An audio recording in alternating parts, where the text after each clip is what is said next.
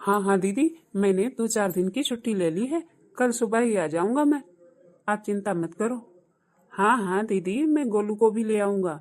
वो भी दिन भर बुआ बुआ करता रहता है, उसे भी लेकर आऊंगा मैं साथ में अपने। और हाँ, तेरी भाभी को भी लाऊंगा। ठीक है, अच्छा दीदी, अब मैं रखता हूँ। माँ, मेरी दीदी से बात हो गई है। आपको जो भी पैक करना हो वो पैक कर दीजिए दीदी के लिए। और मैं कल ही सुबह जल्दी ही निकलूंगा यहाँ से। पर जी इतनी जल्दी चलने की क्या जरूरत है, आराम से चढ़ेंगे, 1 ही घंटे की तो रास्ता है सोनम दीदी के घर की। अरे नहीं नहीं बहू, अरे बहू सोनम के यहाँ नहीं जाना है, रागिनी के यहाँ जाना है। वही फोन कर रही है 2-3 दिन से लगातार, इसीलिए वही जाना है तुम दोनों को। लेकिन मम्मी जी, मुझे तो सोनम दीदी के यहाँ जाना है, रागिनी दीदी के यहाँ नहीं, क्योंकि रागिनी दीदी तो गांव में रहती है और मेरा बिल्कुल भी मन नहीं है गांव जाने का। लेकिन नेहा, हमें रागिनी दीदी के यहाँ जाना है। उन्हीं का फोन आ चुका है 3-4 बार मेरे पास, वही हमें चलना है। देख बहू, मेरी रागिनी का घर तो गांव में है और दूर भी है, इसीलिए वो आ भी नहीं पाती है। और ऊपर से वही अकेली है करने वाली, तो उसी का फोन आ रहा है। उसके पास तुम दोनों हो आओगे तो उसका भी मन बहल जाएगा।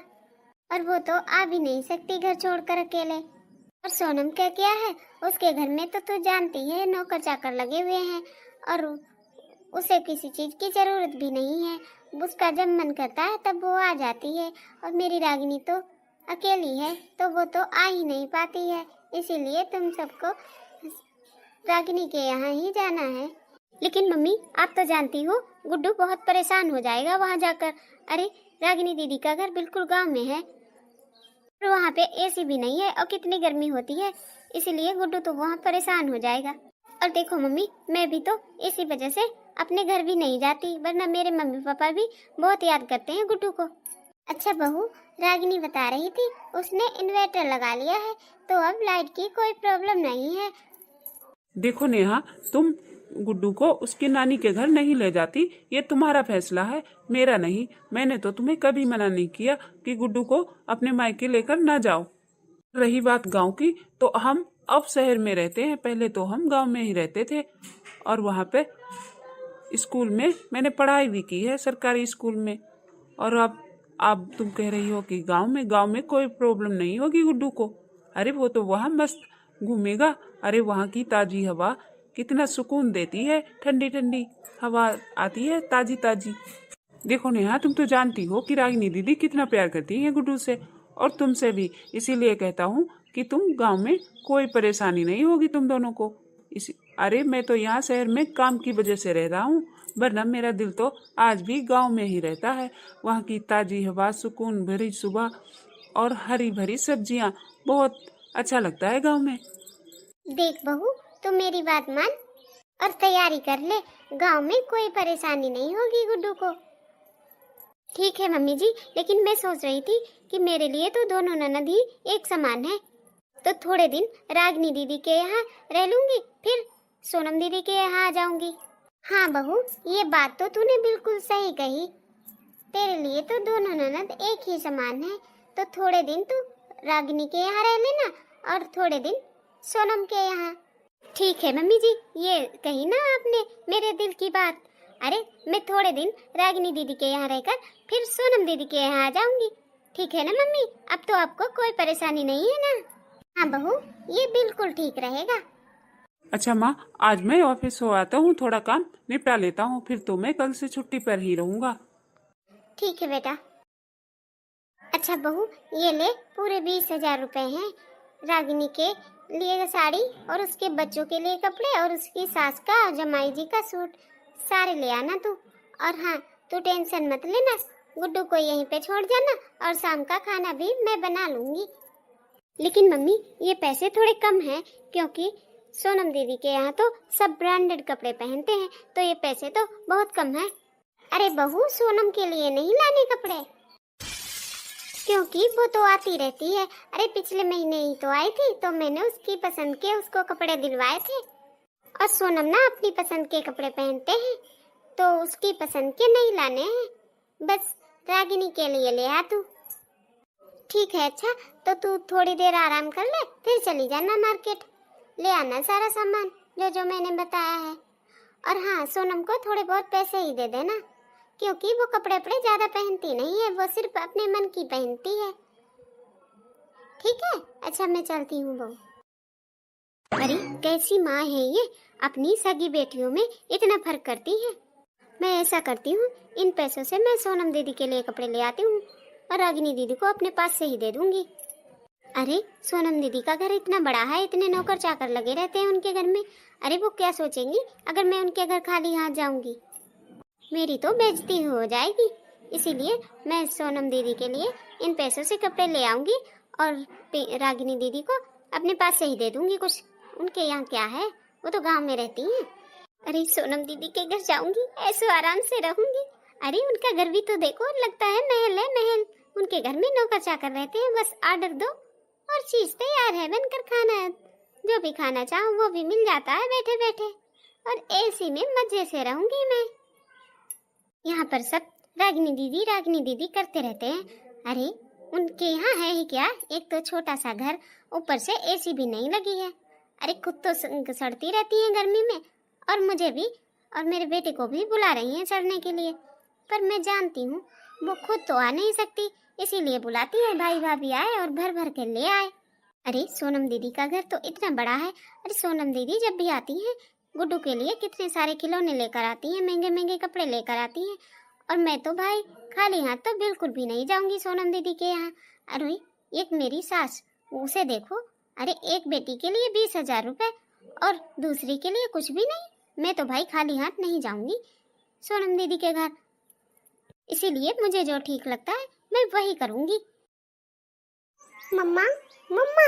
अरे गुड्डू, तेरी मम्मी जब से गाड़ी में बैठी है तब से सो ही रही है। हाँ तो 5 घंटे हो गए बैठे बैठे गाड़ी में, तो सोएगा नहीं इंसान तो और क्या करेगा? पापा कुछ खाने को ले लो, बहुत भूख लगी है।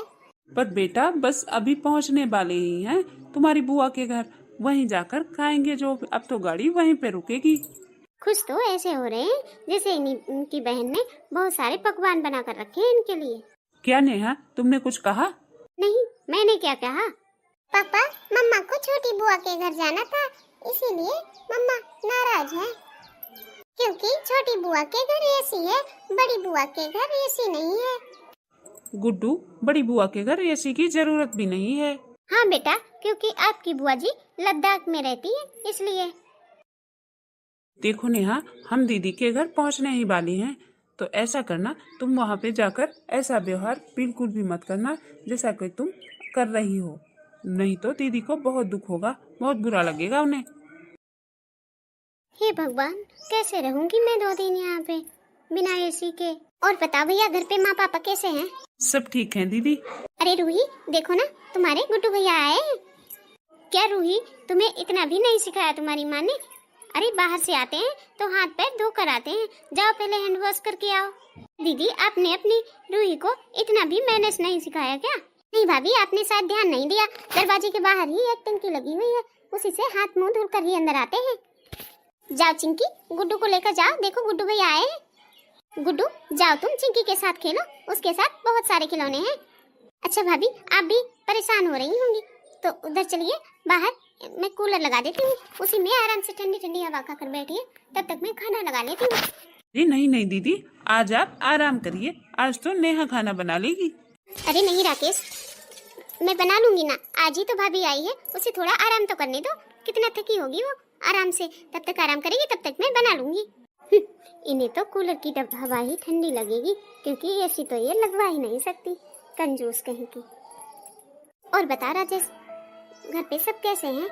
और सोनम, वो कैसी है? उससे तो मेरी बात ही नहीं होती, क्योंकि वो फोन करती ही नहीं कभी मेरे पास, और जब मैं फोन करती हूँ तो उठाती ही नहीं। हाँ दीदी, सब अच्छे हैं, और सोनम भी अच्छी है, वो तो आ ही जाती है जब उसका मन होता है, क्योंकि उसका घर पास में जो है। हाँ ये भी तो सही है कि वो आ जाती है, उसका घर पास में है। वैसे सच कहूँ, मेरा घर तो इतनी दूर पड़ जाता है, ना ही मैं ही पहुँचती हूँ और ना ही तुम लोग आ पाते हो। सच कहूँ राजेश, याद तो मुझे भी बहुत आती है तुम सबकी, अपने घर की, आंगन की और अपने बचपन की। पर क्या करूँ, मैं अकेली जो हूँ, यहाँ पे कोई देखने वाला भी नहीं है और मैं दूर भी बहुत हूँ।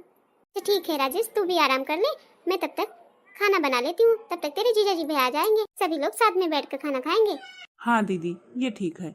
सच में दीदी का कैसे मन लगता होगा यहाँ। एक एक साल हो जाते हैं उनको घर आए हुए, और हम लोग भी नहीं आ पाते हैं। कितनी उदास रहती है दीदी। तो भाभी खाना खा लो। नहीं दीदी, मुझे भूख नहीं है, और मैं शाम को ना चावल दाल नहीं खाती। तो ठीक है ना भाभी, आप रोटी सब्जी खा लो, चावल दाल छोड़ दो। नहीं दीदी, मेरा मन नहीं है बिल्कुल भी, मेरा पेट भरा हुआ है। और सच बताऊं दीदी, यहाँ पे इतनी गर्मी है और एसी भी नहीं है। मेरी तो आदत है एसी में रहने की। सच बताऊं दीदी, मेरा तो यहाँ पे आने का मन ही नहीं था, लेकिन क्या करूँ, आपके इतने फोन गए तो मैंने सोचा आ ही जाती हूँ। ये तो भाभी आपने बहुत अच्छा किया। देखना भाभी, थोड़ी देर में ये रूम इतना ठंडा हो जाएगा कि आपको ओढ़ने के लिए चादर की जरूरत पड़ेगी। देखते हैं। पर भाभी थोड़ा तो खा लेते। नहीं दीदी, मुझे बिल्कुल भी भूख नहीं है। अरे कितनी गर्मी है यहाँ पे। अरे मुझे तो एक रात ही काटनी बहुत मुश्किल हो रही है। ऐसे बड़ी दीदी की भी दाग देनी पड़ेगी। अकेले कैसे रह रहती है वो यहाँ पे। मैं तो इनसे सुबह ही बोल दूंगी कि मैं यहाँ पे और नहीं रह सकती। अब जल्दी से सोनम दीदी के यहाँ चलो। अरे कितना बड़ा घर है सोनम दीदी का। नौकर चाकर काम करते हैं, आराम से बैठ के एसी की हवा में पड़े रहो, और हाथ में ही सब कुछ खाना पीना मिलता रहता है। मैं तो बोल दूंगी आज, बस कल ही सुबह ही चलें सोनम दीदी के घर। दीदी, मैं आपके लिए साड़ियाँ लाई थी, थैले में देखी आपने? भाभी मुझे कपड़े लत्ते की जरूरत नहीं है, बस आप आ गए, भाई आ गया, मेरा भतीजा आ गया, बस इसी में मैं खुश हूँ। पर आपने देखी तो साड़ियाँ? हाँ भाभी, बहुत सुंदर साड़ी है। मुझे पता था ये पुरानी और सस्ती साड़ियाँ देखकर भी बहुत खुश होंगी। हाँ भाभी, कल हमारे गांव में मेला लगेगा। वो गुड्डू जिद कर रहा था मेले देखने की, तो कल हम सब मेला देखने जाएंगे। अरे नहीं नहीं दीदी, गुड्डू तो ऐसे ही कहता रहता है। कल हम सब जा रहे हैं, कल सुबह ही निकल जाएंगे। देखिए दीदी, आप बुरा मत मानना। आपने जो मुझे प्यार दिया है, बच्चों को प्यार दिया है, ये मैं कभी नहीं भूलूंगी। लेकिन भाभी अब मैं और ज्यादा यहाँ पे नहीं रुक सकती। तो ठीक है भाभी, आप आराम से सो जाइए, मैं बच्चों को देख कर आती हूँ। तो सुबह ही जाने की बात कर रही है, अभी तो मैंने राजेश की पसंद के लड्डू भी नहीं बनाए। कोई बात नहीं, अभी तो पूरी रात बाकी है, मैं तब तक राजेश के लिए लड्डू बना लूंगी। पर कुछ भी हो, दीदी दिल की बहुत अच्छी है। अब मैं क्या करूं, और रुक भी तो नहीं सकती। अगर दीदी का घर थोड़ा भी अच्छा होता तो मैं रुक जाती। काश इन दीदी की भी शादी अमीर घर में हुई होती। सच बोलूं, मैं हूं तो बहुत लकी। जब ये दीदी बड़ी होकर मेरा इतना ख्याल रख रही है, तो जब मैं अमीर दीदी के घर जाऊंगी तो वो मेरा कितना ख्याल रखेंगी। अभी बाहर थैले में मैंने लड्डू रखे हुए हैं बनाकर राजेश के लिए। पर दीदी, आपने ये लड्डू कब बनाए? आप तो देर रात तक मेरे साथ ही बैठी रही। भाभी, जब आपने मुझे बताया कि आप कल सुबह ही चले जाओगे तो मुझे नींद ही नहीं आई, इसीलिए मैंने राजेश के लिए लड्डू और मठरी बनाई है। और हाँ, थोड़ा मक्खन भी रखा हुआ है, वो गुड्डू को बहुत पसंद आया, इसीलिए पापा के लिए अलग से डब्बे में लड्डू रखे हैं, वो आप पापा को दे देना। और भाभी, आपकी साड़ी भी है, वो आप देख लेते तो अच्छा होता। नहीं दीदी, मैं बाद में देख लूंगी, आपने दी है तो अच्छी ही होगी। और हाँ भाभी, ये थोड़े पैसे हैं, इससे आप गुड्डू को कपड़े दिला देना। आप तो जानती हो यहाँ गांव में अच्छे कपड़े मिलते नहीं हैं, तो आप दिला देना मेरी तरफ से गुड्डू को कपड़े। अच्छा ठीक है दीदी, अब मैं चलती हूँ वरना लेट हो जाएंगे। ठीक है भाभी। कितना अच्छा होता कि अगर 1-2 दिन और रुक जाते ये लोग। उसे घर में कितनी रौनक थी, कितना अच्छा लग रहा था, आज फिर से सुनसान हो जाएगा। बुआ जी। हाँ हाँ, आई बेटा। सोनम, तुम कहीं जा रही हो बेटा? हाँ मम्मी जी, मैं पार्लर जा रही हूँ। पर बेटा, तुमने तो बताया था कि आज तुम्हारे भाई भाभी आ रहे हैं। हाँ तो आएंगे ना, मैं कौन सा घर लेकर जा रही हूँ साथ में। क्या, मैं तो सिर्फ ये कह रही थी कि तेरी भाभी तेरे पीछे से आएंगी तो सही रहेगा क्या? क्योंकि आज मेरी भी किट्टी पार्टी है। कोई बात नहीं मम्मा, अब जाओ आराम से, भाभी अपने आप से आ जाएंगी, बैठ जाएंगी। ये कमाल है, इसके भाई भाभी आ रहे हैं और इसको कोई चिंता ही नहीं है। खैर छोड़ो, जब इसको कोई चिंता नहीं तो मैं क्यों टेंशन लूं। मेरी भी किट्टी पार्टी है, मुझे भी लेट हो रहा हो, मैं भी निकलती हूँ और ऐसा करती हूँ, नौकर को बता देती हूँ। देख बेटा, कितना बड़ा है तेरी बुआ का घर। अरे इसे घर नहीं, महल कहते हैं, महल। अच्छा हुआ बेटा तेरे पापा हमें छोड़कर चले गए, हम यहाँ पे कुछ दिन बहुत आराम से रहेंगे, फिर बुलाएंगे तेरे पापा को। पर मम्मा, अगर पापा भी साथ रहते तो अच्छा होता ना। क्यों बेटा, चिंता मत कर, 2-3 दिन बाद बुला लेंगे तेरे पापा को। गुड्डू बेटा तू आराम कर यहाँ पे, मैं अभी तेरी बुआ को फोन लगाती हूँ, कोई दिखाती क्यों नहीं। हाँ दीदी आप कहाँ हो? हम आ गए हैं, यहाँ कोई दिखाई नहीं दे रहा, आप कहाँ हो? हाँ भाभी मुझे थोड़ा टाइम लगेगा, मैं मार्केट आई हूँ, आप बैठो आराम से। बेटा तेरी बुआ जी मार्केट गई हैं, आती होंगी, पता है क्या पता तेरे लिए कुछ लेने गई हो, उन्हें पता था ना तो कितने हम आ रहे हैं इसीलिए गई होगी मार्केट। पर मम्मा आपने तो बोला था बुआ के घर में बहुत सारे नौकर हैं, पर कोई दिखाई क्यों नहीं दे रहा, मुझे बहुत जोर से भूख लगी है। बेटा पता नहीं, हो सकता है सब रेस्ट कर रहे हों, उन्हें पता ही नहीं हो कि हम कौन है। तो यहीं पे रुक, मैं अभी बोल कर आती हूँ, यहाँ पे तो सिर्फ ऑर्डर लगाना होता है। ठीक है मम्मा। अरे ये सोफे तो बहुत अच्छे हैं, इन पे जंपिंग बहुत अच्छी होगी। बुआ नमस्ते। बुआ के बच्चे सोफे पे कौन कूदता है? तेरे माँ बाप ने तुझे इतने भी मैनर्स नहीं सिखाए? अरे तूने अपने घर पे तो सारे सोफे खराब किए हुए, अब यहाँ पे भी कर दे। बुआ बुआ छोड़ दो, कान में बहुत दर्द हो रहा है। दीदी क्या हुआ? भाभी भाभी अपने बच्चे को इतना भी मैनर्स नहीं सिखाया है? भाभी इसने घर पे तो सारे सोफे सारे गद्दे खराब किए हुए हैं और यहाँ पर भी कूद रहा था सोफे पे, इसीलिए कहती हूँ इसका अच्छे स्कूल में एडमिशन कराओ, क्योंकि आप लोग तो घर पे इसे कुछ सिखा नहीं सकते। अच्छे स्कूल में शायद अच्छे टीचर ही इसे कुछ मैंने सिखा पाए। ठीक है दीदी मैं इसे सिखा दूंगी। ऐसे भाभी आप कहाँ पर थी? इसे यहाँ अकेला छोड़कर आप कहाँ गई थी? वो दीदी मैं किचन में गई थी, गुड्डू को भूख लगी थी इसीलिए मैंने सोचा कि कुछ बनवा देती हूँ, लेकिन वहाँ पे तो कोई नौकर है ही नहीं। कहाँ गए सब? अच्छा हाँ भाभी मैं बताना भूल गई, इन लोगों ने भी बहुत परेशान करके रखा हुआ है मुझे। मैंने दोनों हस्बैंड वाइफ को रखा था काम पे, अब 2 दिन से दोनों ही गायब हैं, मुझे बहुत परेशानी हो रही थी काम करने में। अच्छा हुआ आप आ गई। अच्छा ऐसा करो पहले आप मेरे लिए कोल्ड कॉफी ले आओ, उसके बाद में शाम की खाने की तैयारी कर लेना, मैं तो बहुत थक गई हूँ। और हाँ भाभी जब तक ये मेरे नौकर नहीं आ जाते आप यहीं पर रहना, मैं भैया को बोल दूंगी। और हाँ प्लीज पहले मेरे लिए कोल्ड कॉफी लेकर आना, और हाँ मेरे रूम में ही ले आना, ठीक है? मम्मा चलो ना यहाँ से, ये बुआ बहुत गंदी है। मुझे रागिनी बुआ के घर ही जाना है या फिर दादी के घर, यहाँ से चलो ना मम्मा, मैं यहाँ नहीं अच्छा लगता। अरे मुझसे तो अपने ही घर में सारा काम नहीं होता अकेले, मैं दीदी के इतने बड़े घर में कैसे करूँगी? और दीदी मुझे तो नहीं लगता कि वो 1 गिलास पानी भी लेकर पीती होंगी। मम्मा चलो ना अपने घर। हाँ हाँ बेटा। देखो भाभी आपको इसी रूम में रहना पड़ेगा, वैसे इस रूम में कोई प्रॉब्लम नहीं है, बस एसी नहीं है, वो क्या है कि मेरे कुछ फैमिली फ्रेंड्स आ रहे हैं तो इसीलिए परेशानी हो रही है, तो आप इसी रूम में रहना, क्योंकि और यहाँ बहुत अच्छी ठंडी ठंडी हवा आती है खिड़कियों से। पर दीदी इतनी गर्मी में बिना एसी के। अरे भाभी इतनी खिड़कियाँ हैं इस रूम में, इन्हें खोलो, इतनी ठंडी ठंडी हवा आती है इस रूम में। भाभी मैं आपको बता देती हूँ कि आपको शाम को क्या क्या बनाना है, सब कुछ टाइम पे रेडी कर देना। जी जी दीदी। मम्मा पापा कब आएंगे? पता नहीं बेटा। देखिए जी आप मुझे लेने आ जाओ। लेकिन नेहा तुमने तो कहा था कि तुम पूरी छुट्टियां वहीं पर मनाओगे। हाँ जी मैंने कहा था, लेकिन अब मेरी ना तबीयत बहुत खराब है, इसीलिए तुम लेने आ जाओ। और आप तो जानते हो मैं जो मेरे यहाँ पे डॉक्टर है उसी को दिखाती हूँ, इसीलिए तुम आज के आज ही लेने आ जाओ। लेकिन आज तो नहीं हो सकता। नहीं जी तो आप कैब बुक कर दो, मेरी ना बहुत तबीयत खराब है, मैं कैब से चली आऊंगी। अरे नेहा जब इतनी तबीयत खराब है तो मैं अभी सोनम को बोल देता हूँ, वो दिखा देगी डॉक्टर को। नहीं जी दीदी को परेशान क्यों करना, आप तो बस मेरे लिए कैब बुक कर दो, मैं उसी से आ जाऊंगी।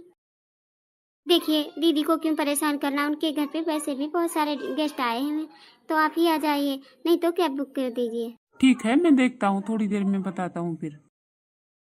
भाभी भाभी आपकी तबीयत को क्या हुआ? कल तक तो आप बिल्कुल भी ठीक थी, अचानक से क्या हो गया? भाई ने बताया कि आपकी तबीयत खराब है, उसने कैब बुक की है आपके लिए। क्या क्या क्या सच में आपकी तबीयत खराब है? तब तक एक काम करो, तुम आज का खाना बनाकर रख दो शाम का, और मैं तब तक तुम्हारे लिए तैयारी कर देती हूँ। तुम इतना सारा सामान लेकर आई हो मेरे लिए, तो मैं भी कुछ दे देती हूँ तुम्हें। इसे दीदी जरूरत तो नहीं है, लेकिन आप कह रही हो तो मना भी तो नहीं कर सकते। ठीक है चलो अच्छा ही है, मैं आज चली भी जाऊंगी इस घर से और मुझे गिफ्ट भी मिल जाएगा। भाभी मैंने आपके लिए 2-3 साड़ियाँ रखी हुई है थैले में, बस मैंने एक बार पहनी है, और बहुत महंगी साड़ियाँ हैं, किसी और को देने का दिल भी नहीं करता। हाँ भाभी मैंने चिंटू के लिए चिप्स कुरकुरे और टेढ़े मेढ़े रखे हुए हैं, यही सब तो बच्चों को पसंद आता है, वो सारा मैंने पैक कर दिया है थैले में, आप ले जाना उसे। और भाभी आप तो जानती हो मैं एक बार जो कपड़ा पहन लेती हूँ उसे दोबारा नहीं पहनती, इसीलिए मैंने आपको दे दी। बहुत महंगी महंगी साड़ियाँ हैं भाभी। दीदी मैं अपने बच्चे को चिप्स पापड़ नहीं खिलाती हूँ, इसे आप अपने पास ही रख लीजिए। और हाँ दीदी, आप जो साड़ियाँ दे रही हो ना मुझे, वो बहुत महंगी हैं, वो आप ही संभाल कर रख लो, मुझे नहीं चाहिए आपकी साड़ियाँ। क्या भाभी आप कैसी बातें कर रही हो? आपने जो साड़ी पहनी हुई है ये ज्यादा से ज्यादा सिर्फ 400-500 की होगी, और मेरी साड़ियाँ बहुत महंगी महंगी हैं और आप मना कर रहे हो। और वैसे भी भाभी मेरे बैग में और भी साड़ियाँ पड़ी हुई हैं, अगर आपको उनमें से कुछ पसंद आए तो उसमें से ले लेना, लेकिन वैसे वो ज्यादा पुरानी लग रही हैं, ये नहीं है बिल्कुल जो मैंने आपको दी है। नहीं दीदी मुझे कोई साड़ी नहीं चाहिए। अरे ऐसे कैसे भाभी, आप मेरे लिए इतना कुछ लेकर आई हो तो ऐसे ही खाली हाथ थोड़ी ना भेज सकती हूँ आपको, ना तो पड़ेगा आपको। लेकिन दीदी बुरा मत मानना, आप में और बड़ी दीदी में कितना फर्क है। हाँ वो तो है। अब आई ना आप लाइन पर, अब बोला है आपने सच। अरे जो व्यवहार मैंने आपके साथ किया यही आपको बड़ी दीदी को करना चाहिए था आपके साथ। अरे भाभी आपको क्या लगा मुझे कुछ पता नहीं है? अरे बड़ी दीदी आपके पास कितनी दिनों से फोन कर रही थी, और आपको क्या लगा आप मेरे लिए 20,000 का सामान ले आओगी तो मैं पिघल जाऊंगी, तुम पर लट्टू हो जाऊंगी और तुम्हें सोने चांदी का गिफ्ट दूंगी? अरे भाभी आप मेरी इकलौती भाभी हो और गुड्डू मेरा इकलौता भतीजा, और आप दोनों के सामने मेरे लिए सोने चांदी की कोई कीमत नहीं है, और माँ बाबूजी के लिए हम दोनों बहनें बराबर हैं। भाभी फर्क उन्होंने नहीं आपने किया है हम दोनों बहनों में। और मेरे पास इतना सब कुछ होते हुए भी आप मेरे लिए इतना सब कुछ लेकर आए हो। आप खुद ही सोचो भाभी, दीदी को ज्यादा जरूरत थी या मुझे? मैंने आपको अपनी पुरानी साड़ियाँ दी तो आपको इतना बुरा लगा? आप जो बड़ी दीदी को पुरानी साड़ियाँ देकर आए हो तो सोचो उन्हें कितना बुरा लगा होगा। लेकिन वो तो उनकी आदत ही ऐसी है कि वो किसी से कुछ नहीं कहती। भाभी बुरा मत मानना, मैं आपकी इंसल्ट नहीं कर रही हूँ, बस आपको समझाना चाहती हूँ कि आप क्या कर रहे हो। दो बहनों में फर्क मत करो भाभी। भाभी मैंने जो आपके साथ किया उसके लिए सॉरी, लेकिन भाभी आगे से हम दोनों बहनों में फर्क मत करना। हे भगवान, ये मैंने क्या कर दिया? बड़ी दीदी ने इतना मान सम्मान दिया, मुझे इतनी महंगी महंगी साड़ियाँ दी, और मैं बड़ी दीदी को कुछ भी नहीं देकर आई। लेकिन अब मुझे मेरी गलती का एहसास हो गया है। अब मैं उन बड़ी दीदी और छोटी दीदी में कोई फर्क नहीं करूँगी, चाहे वो दोनों अमीर गरीब हैं, लेकिन है तो इनकी दोनों बहनें ही और मेरी दोनों ननद। अब मैं दोनों में कोई फर्क नहीं करूँगी, मेरे लिए दोनों ही एक समान है। अब मुझे मेरी गलती का एहसास हो गया है। तो हाँ दोस्तों, आप लोगों को इस कहानी से क्या सीखने को मिला हमें कमेंट करके जरूर बताना। आपको हमारी ये कहानी अच्छी लगी हो तो लाइक करना, और चैनल पर नए हो तो चैनल को सब्सक्राइब भी करना, और वीडियो को शेयर भी करना, ताकि और लोगों को इस कहानी से प्रेरणा मिल सके कि अमीर गरीब होने से कुछ नहीं होता, दोनों ही एक समान होते हैं। मिलते हैं अगले वीडियो में, तब तक के लिए राधे राधे।